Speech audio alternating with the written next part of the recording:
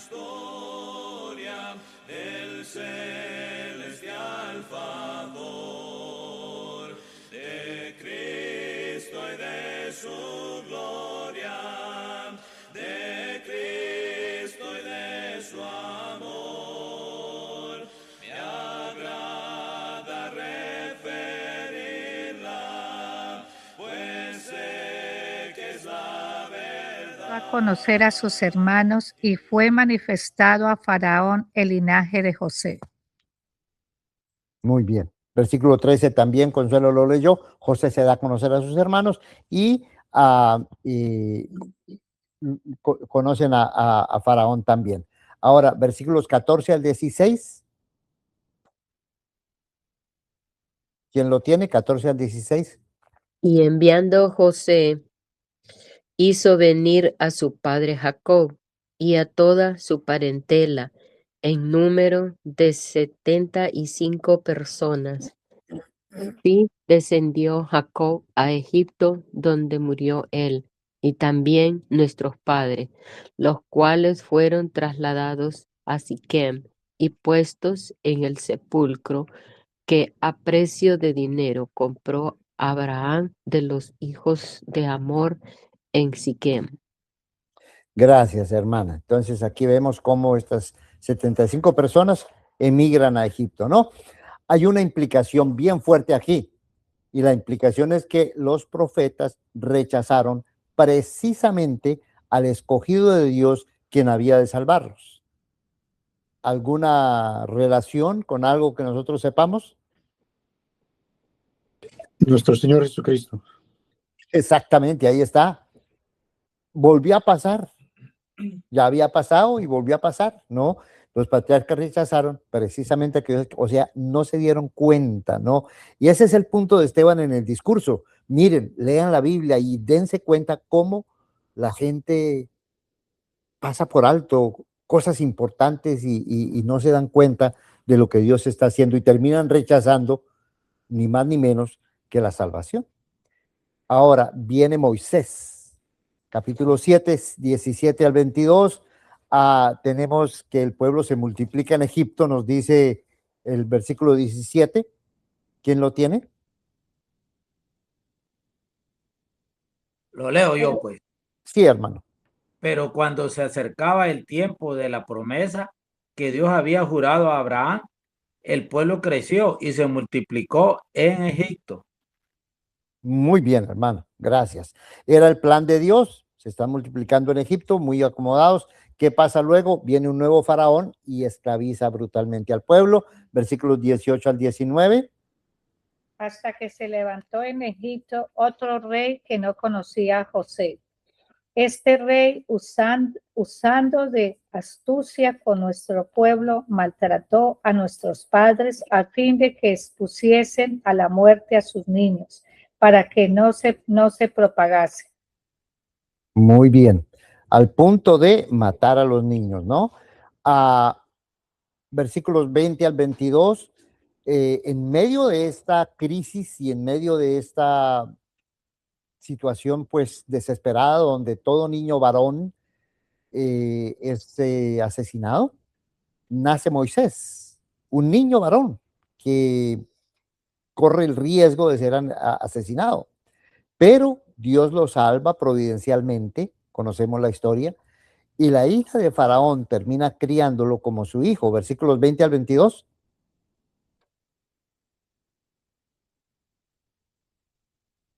En aquel mismo tiempo nació Moisés y fue agradable a Dios y fue criado 3 meses en casa de su padre. Pero siendo expuesto a la muerte, la hija del faraón le recogió y le crió como a su hijo suyo. Y fue enseñado Moisés en toda la sabiduría de los egipcios y era poderoso en sus palabras y obras. Gracias, hermano. Miren que todas estas cosas pasan de acuerdo a los planes de Dios. La razón por la cual nació Moisés, porque Dios ya lo había escogido, porque así estaba planeado por Dios para que Moisés salvase al pueblo. La razón por la cual Moisés es salvado de las aguas y no muere como los demás niños es precisamente porque Dios tiene un plan. La hija de Faraón lo recoge y se educa en toda la sabiduría egipcia porque es parte del plan que Dios tiene, ¿no? Pero ¿qué pasa? Versículos 23 al 24 dice que los israelitas no entendían el plan de Dios. Es un problema. La gente muchas veces no entiende el plan de Dios. Cerca de los 40 años, Moisés visitó a sus hermanos y vengó a uno que estaba siendo maltratado por un egipcio. Versículo 23 al 24. ¿Quién lo tiene que nos lo lea? Cuando hubo cumplido la edad de 40 años, le envió al corazón el visitar a sus hermanos, los hijos de Israel, y al ver a uno que era maltratado, lo defendió, e hirió al egipcio, vengó al oprimido. Pero él pensaba que sus hermanos comprendían que Dios les daría libertad por mano suya, mas ellos no lo habían entendido así. Bien, versículo 25, ya lo leyó Consuelo. No, él pensaba, eso lo hizo Moisés porque él pensaba que sus hermanos iban a entender que Dios lo estaba usando para dar libertad al pueblo. Pero ¿qué pasó con ellos? No entendieron. Ahora, como no entendieron, el pueblo rechaza a Moisés. Versículos 26 al 29. Fíjense que se repite la historia del rechazo, ¿no?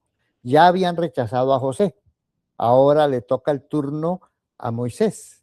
José, Dios tenía un plan con José. Los patriarcas lo rechazaron. Dios tiene un plan con Moisés. Los judíos lo rechazaron. Moisés, en otra ocasión, quiso poner paz entre dos israelitas que estaban peleando, pero ellos no entendieron y lo rechazaron. Versículos 26 al 28.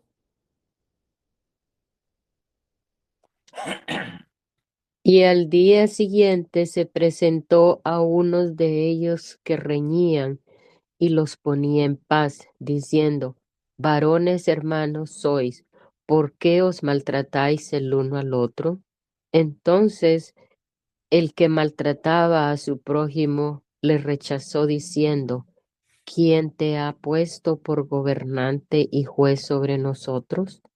¿Quieres tú matarme como mataste ayer al egipcio? Bien, fíjense cómo Moisés quiere guiarlos, ayudarlos, aconsejarlos, y ellos rechazan, ¿no? A Moisés le tocó salir corriendo a la tierra de Madián, donde ahí se casa y se convierte en padre de dos hijos. Versículo 29. Al oír esta palabra, Moisés huyó y vivió como extranjero en tierra de Medián, donde engendró dos hijos. Pasados 40 años, un ángel se le apareció. Listo, es el versículo 29. Dos hijos. ¿Quién se acuerda cómo se llamaban los dos hijos de Moisés? ¿Cómo se llamaba el primero? Gersón. Y el segundo, Eleazar. El Gersón quiere decir extranjero. ¿Y Eleazar qué quiere decir? Dios es mi ayuda. Y es bien interesante los dos hijos de Abraham, de Moisés, porque precisamente Moisés los tiene desterrado, extranjero, siendo extranjero, y ahí siendo extranjero, Moisés es consciente de que Dios es su ayudador. Entonces, es bien significativo. Por eso Esteban trae a colación el hecho de que Moisés tuvo dos hijos, ¿no? Implicaciones, muy interesantes estas implicaciones. Implicación número 1, el pueblo necesita redención. ¿Dónde está el pueblo cuando Moisés vino y cuando trató de ayudarlos? Estaban esclavos. ¿Cómo es posible que la gente esclava no se dé cuenta que necesita liberación? Pues claro que necesitan redención, pero ellos no se dieron cuenta que necesitaban la redención, pero la verdad es que sí lo necesitaban, ¿verdad? Dios está con sus fieles aún en medio de una sociedad pagana, injusta y cruel. en medio de Egipto, una dictadura cruel e injusta, todo lo que quieras, ahí está presente Dios, porque Dios salvó a Moisés, Dios lo protegió en medio de esa sociedad corrupta, ¿no? Entonces, no depende de la tierra, no depende de la ley, no depende del templo, Dios está presente en todas partes. Con frecuencia, la gente no entiende el plan de Dios para salvarlos. Eso sigue pasando hoy en día. Eso pasó allá en la época de los israelitas, de los primeros cristianos, ¿verdad? Los judíos no entendían cómo Dios quería salvarlos, pero había pasado ya anteriormente. Hasta los creyentes rechazan al escogido de Dios. Estos judíos eran del pueblo de Dios. Seguramente que debían haber sabido algo acerca de Abraham y de su descendencia. Moisés lo sabía. Entonces, pero ellos no pudieron reconocerlo y rechazaron precisamente al que Dios había escogido. Igual que va a pasar más tarde con Jesús, ¿verdad? Ahora, Dios llama a Moisés. ¿Alguien levantó la mano por allá? ¿Parece? Sí, hermano. A ver, hermano. Quiero regresarme nomás unos cuantitos versículos. Sí. ¿Cómo sabía Moisés, como dice ahí, ¿verdad? El versículo 25, pero él pensaba que sus hermanos comprenderían que Dios les daría libertad por mano suya, mas ellos no habían entendido así. ¿Cómo él pensaba que ellos iban a entender eso? Esa es una pregunta bien interesante, ¿no? Acuérdense ustedes que la madre de Moisés era, o no la madre, sino ¿cómo se llama? La cuidadora, la babysitter, la que crió a Moisés prácticamente, era hebrea. Y seguramente que ella le enseñó a Moisés la historia de Abraham y las promesas de Dios. Y acuérdense que Dios le había dicho a Abraham que iba a estar esclavo, el pueblo iba a estar esclavo en Egipto 400 años. Y Moisés seguramente que en este momento no tiene conciencia clara de cómo es que Dios lo va a salvar, pero él quiere ser, él siendo hijo de la hija de Faraón, teniendo conocimiento de la corte de Faraón y todo, él considera que él puede ser un instrumento para salvar al pueblo. No lo tiene claro todavía, creo yo, pero él sí pensaba que podía hacer algo por ayudar a su pueblo. Y con esa intención liberó al que estaba siendo tratado injustamente y luego trató de poner las paces entre los israelitas, pienso yo, ¿verdad? Gracias, hermano. Sí, hermano, muchas gracias. Ahora, ya, ¿dónde está Moisés? Está en Madián, está criando ovejas. ¿Se olvidó ya de la ilusión de poder salvar al pueblo? Eso ya no cabe en la mente de Moisés. Él está huyendo de Faraón. La visión se murió, ¿no? Si alguna vez él tuvo esta ilusión de que podría ser un instrumento para salvar al pueblo de Israel, eso ya quedó atrás. Él está concentrado en cuidar las ovejas de su suegro, ¿no? Y resulta que Dios los llama allá en Sinaí, lejos de la tierra prometida, lejos de todo, cuando él no tiene la menor idea de lo que va a pasar. Tenemos los versículos 30 al 33.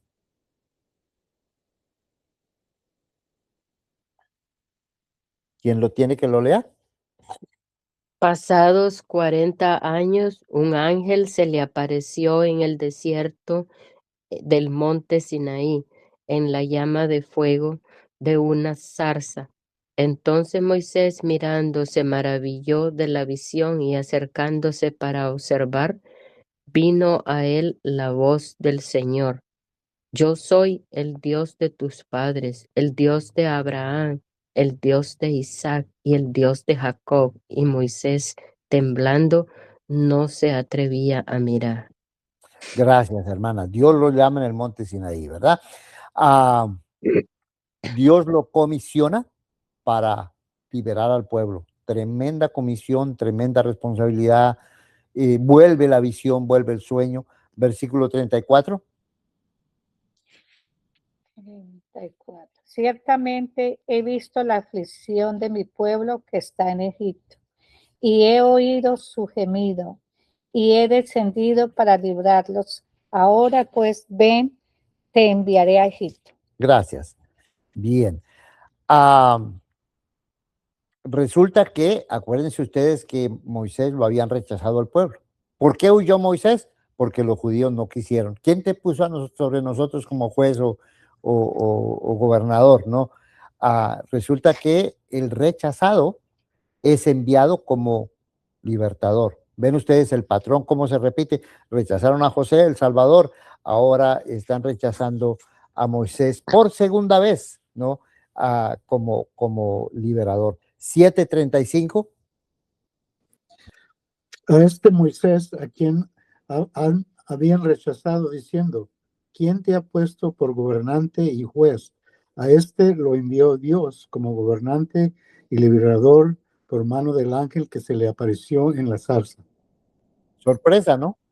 Sorpresa, pero así es que trabaja Dios, o sea que hay que tener sensibilidad para saber cómo Dios hace las cosas, ¿no?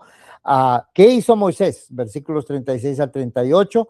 Moisés libró al pueblo con prodigios y señales, ustedes conocen la historia, ¿no? Moisés, algo muy importante, predijo la venida de un nuevo profeta. Él sabía que Dios tenía más grandes planes. Veamos el versículo 37. ¿Quién lo tiene que nos lo lea? Este Moisés es el que dijo a los hijos de Israel: profeta os levantará el Señor vuestro Dios de entre vosotros, hermanos, como a mí, a él oiréis. Este es aquel que Moisés estuvo en la congregación en el desierto, con el ángel que le había hablado en el monte Sinaí, y con nuestros padres, y que recibió palabra de vida que darnos, al cual nuestros padres no quisieron obedecer, sino... Bien, versículo 38, ya lo leímos el 37 y 38, ¿no? Importante que Moisés ya había predicho que iba a venir otro como él. Entonces no es nada nuevo el hecho de que estemos hablando ahora de Jesús y que es el nuevo pacto, no es nada nuevo. Ya Moisés lo había dicho, el mismo Moisés. Importante que Moisés transmitió palabras de vida a la congregación. En el idioma original, esa palabra congregación es la palabra iglesia. Cuando la dice Esteban, hay un eco ahí, ¿no? La iglesia estaba representada en la antigüedad cuando Moisés hizo el pacto, les dio la palabra de vida allá en el monte Sinaí, pero ahora la iglesia continúa esa historia, ¿no? ¿Cómo reaccionó el pueblo? Versículo 30, Consuelo empezó a leer el versículo 30, dice que no quisieron obedecer, sino que desearon regresar a Egipto, rechazaron la ley de Moisés, les dio la ley, les dio la palabra, pero ¿quiénes la rechazaron? Ellos mismos la rechazaron, ¿no? Por eso Dios los entregó a la idolatría. Versículos 42 al 43, ¿quién nos lo quiere leer? Pero Dios se apartó de ellos y los entregó a que rendiciesen culto al ejército del cielo, como está escrito en el libro de los profetas. ¿Acaso me ofrecisteis víctimas y sacrificios en el desierto por 40 años, oh casa de Israel? Más bien llevasteis el tabernáculo de Moloch y la estrella de vuestro dios Renfán, las imágenes que hicisteis para adorarlas. Por tanto, os transportaré más allá de Babilonia. Gracias, hermano. La historia del pueblo de Israel en el desierto, constantemente seducidos por la idolatría, ¿no? Implicaciones. Dios estuvo presente con Moisés antes del templo, antes de la ley, antes de Canaán. ¿Dónde fue que Dios llamó a Moisés? En el monte Sinaí, lejos de la tierra prometida. Todavía no había, se había dado la ley y por supuesto no había templo, ¿no? La gente suele persistir en su rechazo a los caminos de Dios. No una vez los judíos rechazaron a Dios, sino varias veces, ¿no?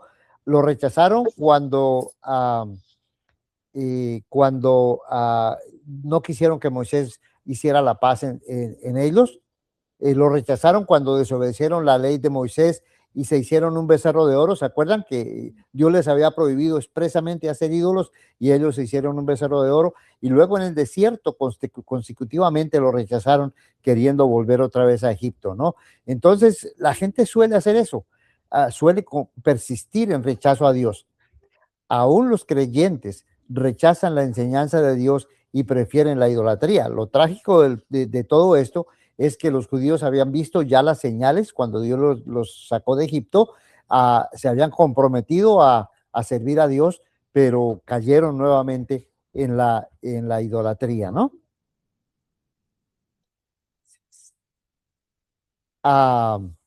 Más implicaciones. Muchos reniegan de sus compromisos con la obra de Dios y quieren volver atrás. Tan pronto sintieron el calor del desierto, tan pronto se dieron cuenta que había que comer maná, tan pronto vieron los peligros de enfrentarse con la gente que se oponía a ellos, muchos decían más bien, queremos volver a Egipto. Como los antiguos rechazaron a José y a Moisés, así ahora muchos rechazan a Jesús. Ese es el punto de Esteban, por eso Esteban repite esto seguido, ¿no? Y finalmente, la iglesia es la heredera de aquella gran asamblea que años atrás había recibido el pacto de Dios en Egipto, ¿no? ¿Algún comentario o pregunta? Sí, hermano, iba a decir, Sí, hermano. tanto que se parece a lo que estaba diciendo Esteban, ¿verdad? Todo lo que sucedió en el entonces con Moisés y todo, estaba pasando en esos tiempos ahí donde estaba Esteban. Casi lo mismo, ¿verdad? Rechazaron la palabra de Dios, de nuestro Señor Jesucristo. En este tiempo, ¿verdad? Pues arrestan a Esteban y lo matan, ¿verdad? Lo apedrean. Igual como estaba pasando en esos tiempos con Moisés. Exactamente, hermano. Y ese es el punto de Esteban, precisamente, ¿no? Ahora, Esteban lee toda esa historia y entiende lo que está pasando. Claro, rechazaron a Jesús. Claro, están rechazando la iglesia. Claro, están haciendo la vida difícil a mí. O sea, Esteban entiende porque lee lo que le está pasando a la luz de la historia que se narra en la Biblia, ¿no? Creo que la hermana, ¿quién? Por aquí veo a alguien más que levantó la mano. Hermana Bárbara.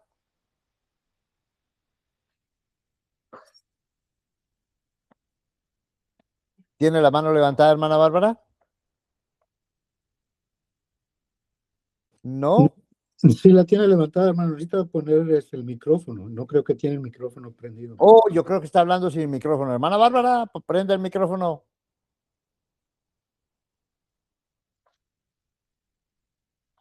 Bueno, vamos a, y cuando prende el micrófono, la escuchamos. Viene el tabernáculo. Dios le pide a los israelitas que hagan una tienda de campaña muy grande, muy bonita, para que sirva como modelo de que Él está con ellos, ¿no? El tabernáculo se lo llevan los israelitas por el desierto, toda la travesía por el desierto, durante 40 años. Ellos llevan esa tienda de campaña donde está el arca de la alianza. Ese tabernáculo es el testimonio vivo de que Dios está presente con ellos, ¿no? Moisés construyó ese tabernáculo según el modelo que Dios le mostró en el Sinaí, y ese tabernáculo sirvió de símbolo visible de la presencia de Dios en el desierto. Ese era el propósito del tabernáculo. El tabernáculo era pasajero. La idea no era que el tabernáculo estuviera ahí todo el tiempo. Fue eventualmente reemplazado, ¿no? El tabernáculo lo introdujeron los israelitas a la tierra prometida, versículos 45 al 50, ¿no?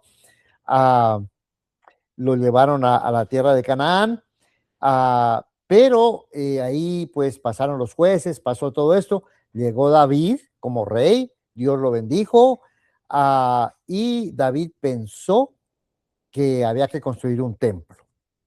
Resulta que David no lo pudo construir, pero Salomón construyó el templo y el tabernáculo pues quedó en segundo plano, ya no era necesario, ahora había un templo nuevo que David había construido, ¿no?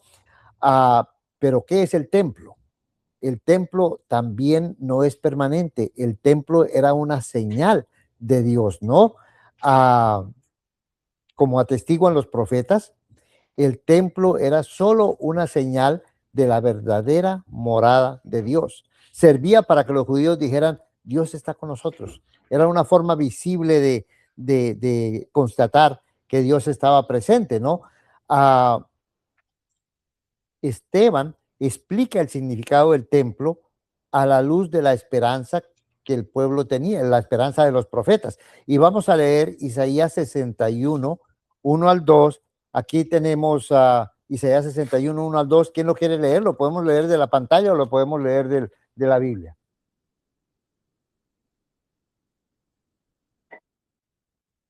Así dice el Señor, el cielo es mi trono, la tierra el escabel de mis pies.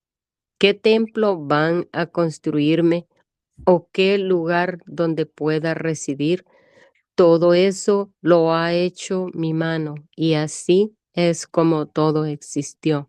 Oráculo del Señor, en el pobre pongo mis ojos, en el abatido que respalda mis palabras. Gracias, hermana. Fíjense lo que dice Isaías, ¿no? Isaías, ya después del templo y todo, Isaías dice, ¿cómo vamos a pensar que Dios va a morar en una casa, que le podemos construir a Dios una morada, un templo, una casa? Si el Señor hizo el cielo y la tierra, el cielo es la morada de Dios, la tierra es el estrado de sus pies, o sea, el universo entero es el templo de Dios donde Él habita, ¿no? Entonces, el templo que Salomón construyó es solamente una señal para mostrar esa realidad más amplia, ¿no? Veamos el versículo 18 al 19. ¿Quién lo quiere leer? Yo se lo leo, hermano. A ver, hermana. Está en la pantalla, ¿verdad? ¿Está en la pantalla? Dice, en cuanto a mí, Sí, ese es. voy a reunir a todas las naciones y lenguas que llegarán y contemplarán mi gloria.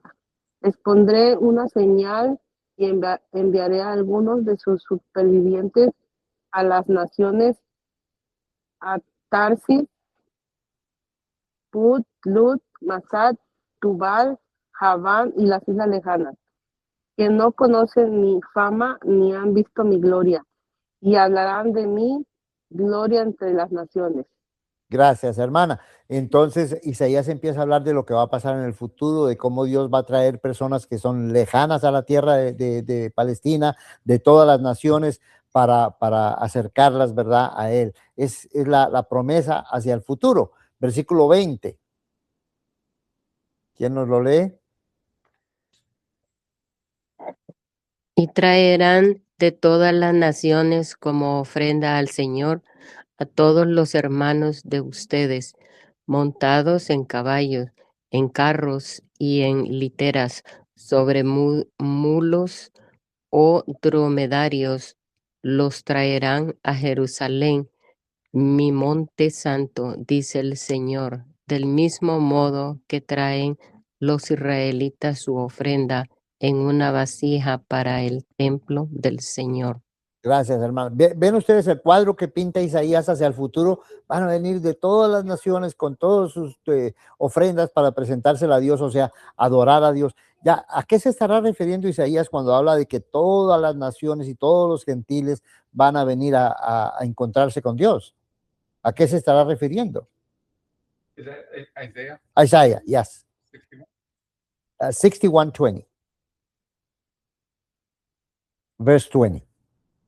Isaiah 61? Isaiah 61:20. Is it? Es que no tiene I don't hasta el 11. Sí. Yeah, like 11. Ajá. 11 verses. Oh, I'm sorry, 66. 66. Perdón, 66. Estaba mirando que estaba mal.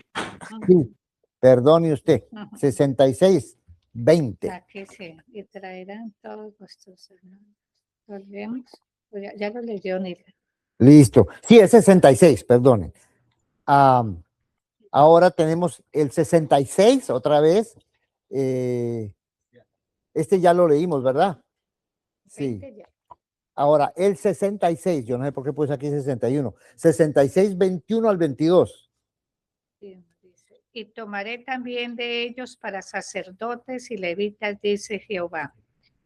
Porque como los cielos nuevos y la nueva tierra que yo hago permanecerán delante de mí, dice Jehová, así permanecerá vuestra descendencia y vuestro nombre. Gracias, Consuelo. Entonces, habla de que inclusive dentro de los gentiles Dios va a llamar sacerdotes y levitas. Acuérdense que el Nuevo Testamento dice que todos los que estamos en Cristo, todos los que estamos en la iglesia somos sacerdotes. Entonces, Isaías se refiere a eso, una nueva realidad, ¿no? Habla de el nuevo cielo y la nueva tierra, o sea, una nueva realidad completamente diferente que Dios está haciendo. Isaías 66, 21 al 22. Muy bien, 66, acuérdense. ¿Cuáles son las implicaciones? Ni el tabernáculo ni el templo limitan a Dios. Son señales de su intención de morar con sus criaturas. Lo que realmente hacen el templo y el tabernáculo es que muestran que Dios quiere morar con sus criaturas, ¿no? Ahora, segunda parte, en la iglesia se cumplen las esperanzas, no solo de Israel, sino de la humanidad entera respecto al nuevo mundo, que es el santuario verdadero de Dios, una nueva realidad, un nuevo templo, ya no el templo viejo, ya no el tabernáculo viejo, ya no la tierra solamente, sino el gran propósito de Dios que se cumple, ¿verdad? Con Jesucristo. ¿Algún comentario o pregunta? La hermana Bárbara, ¿qué pasó con la pregunta que tenía la hermana Bárbara o comentario? Todavía está en pie. Yo creo que no ha podido abrir el micrófono. Bueno, viene una exhortación directa a versículos 51 al 53 del capítulo 7, versículo 51. Fíjense, Esteban está presentando una defensa, pero realmente él no está presentando una defensa. Él no está diciendo, él no está tratando de excusarse. Él está proféticamente exhortando al pueblo. Es una exhortación directa. Ustedes son tercos, incircuncisos de corazón y de oído. Siempre resisten al Espíritu Santo como lo hicieron sus padres. Así como había dicho el hermano Rubén antes, ¿no? La historia se repite y Esteban se lo dice directamente y claramente, ¿no? Los padres de los israelitas, versículo 52, mataron a los profetas que anunciaron al justo y ustedes lo traicionaron y lo asesinaron. Hicieron exactamente lo mismo que habían hecho sus antepasados con Jesús, ¿no? Ustedes recibieron la ley dada por disposición de los ángeles, pero no la obedecieron. Tanto decir que la ley, que no se aparten de la ley, que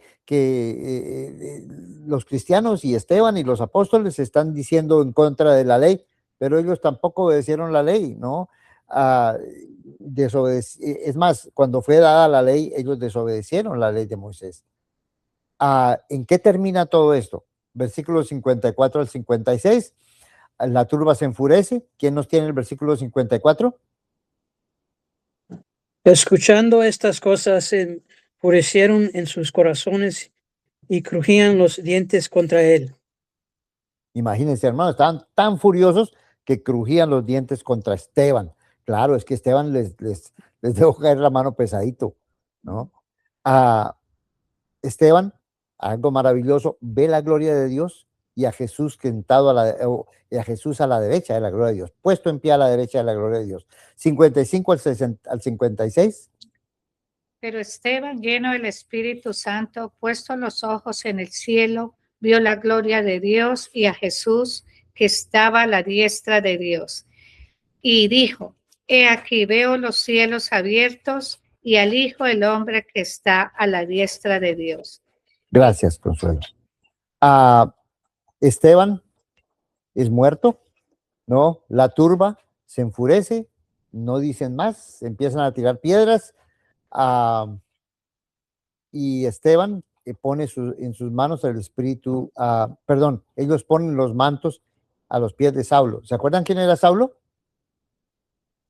Era Pablo, antes de convertido. Ahí está, y está de acuerdo con todo lo que está pasando y está cuidando las túnicas de los que arrojaron las piedras, ¿no?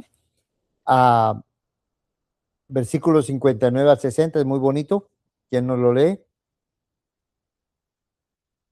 Y apedreaban a Esteban mientras él invocaba y decía: Señor Jesús, recibe mi espíritu.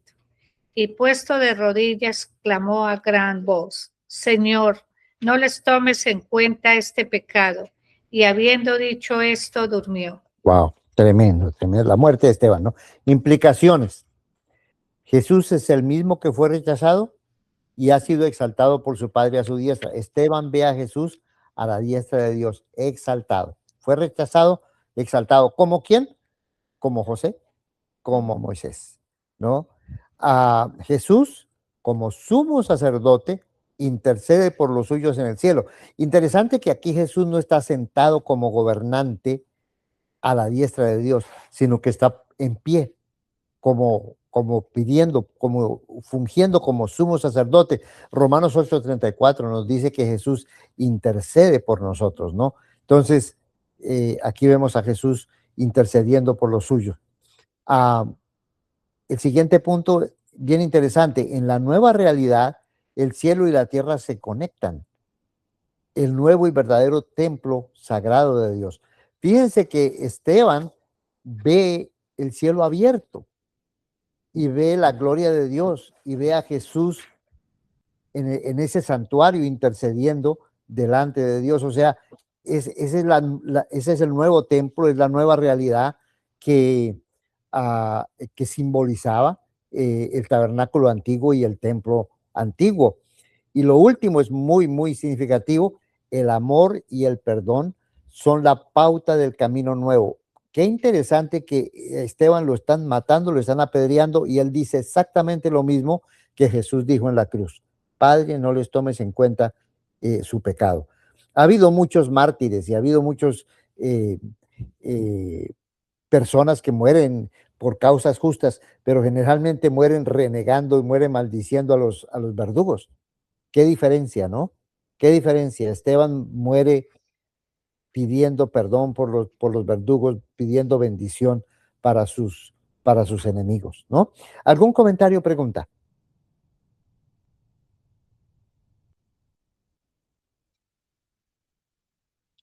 Bueno, vemos aquí una forma nueva de entender las cosas.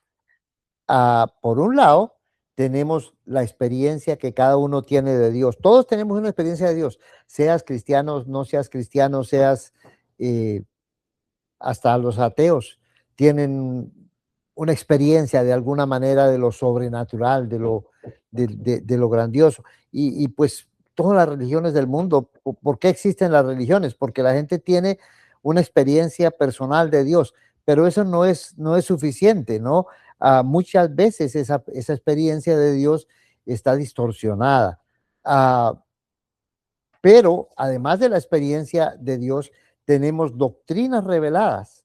Dios nos ha dejado en la palabra mandamientos específicos, claros, nos ha dejado verdades claras, reveladas, pero una cosa muy importante es que Dios nos ha dado un marco narrativo de interpretación.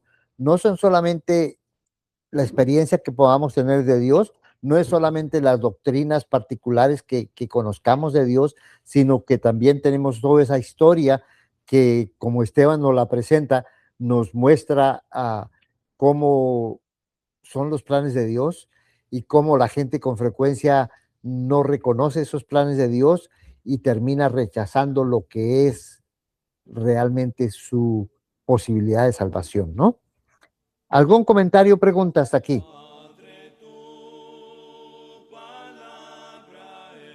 Bueno, vamos a dejar de compartir la pantalla y a ver si tenemos por ahí hermanos que quieran compartir algo, comentar. Se nos pasó un poquito el tiempo, pero estamos en casita. Si alguien tiene comentarios, bienvenido.